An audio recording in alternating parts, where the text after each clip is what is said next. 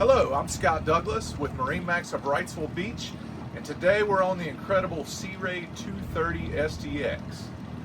Notice 250 white Verado engine on the back, nice ski pylon here, a great sun pad here, stereo controls on the transom as well.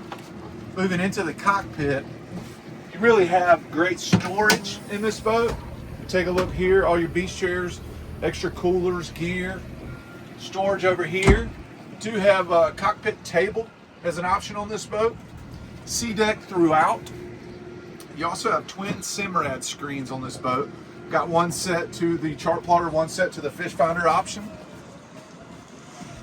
Flip up bolsters for both of these seats that do convert. You have a nice head storage.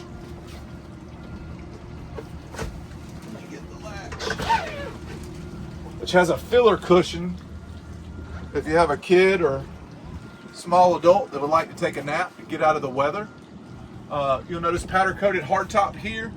You can pull a skier from up top.